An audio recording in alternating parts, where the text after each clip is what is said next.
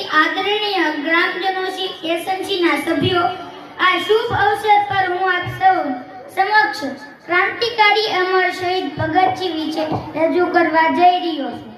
ભગતસિંહનો જન્મ 28 સપ્ટેમ્બર 1907 ના રોજ પંજાબના બંગા ગામમાં થયો હતો. તેઓ બાળપણથી જ દેશના પ્રેમી હતા. જલિયાવાલા બાગના નરસંહારની ઘટના તેના મન પર ઊંડો પ્રભાવ છોડી ગઈ હતી. તેમણે દેશને સ્વતંત્રતા કરવાનું જીવન લક્ષ્ય બનાવ્યું. ભગતસિંહ માત્ર ક્રાંતિકારી જ નહોતા, પરંતુ એક વિચારક ને લેખક પણ હતા. કેછાછી લોકોને જાગૃત કરવા જરૂરી છે.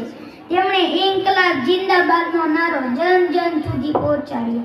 1929માં સાથીઓ સાથે મળીને કેન્દ્રીય વિધાનસભામાં બોમ્બ ફેંક્યો, પરંતુ તેમને કોઈ નુકસાન ન થાય તેનું ખાસ ધ્યાન રાખ્યું. તેનો ઉદ્દેશ હિંસા કરવાનો નહીં, પરંતુ બ્રિટિશ સરકારને જગાડવાનો હતો.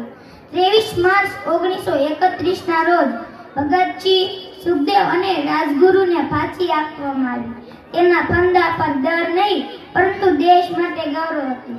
ભગતસિંહ આપણને શીખવે છે કે પ્રેમ, નિડરતા અને બલિદાનથી જ રાષ્ટ્ર મજબૂત થાય છે. આજે આપણે સ્વતંત્ર ભારતમાં શ્વાસ લઈ રહ્યા છીએ, તેનું શ્રેય આવા શહીદોને જાય છે. ચાલો આપણે સૌએ પ્રતિજ્ઞા લઈએ કે દેશ માટે સદાય સત્ય, ઈમાનદારી અને ફરજ નિષ્ઠાથી કામ કરીશું. ભારત માતા કી જય! ઇન્કલાબ જિંદાબાદ!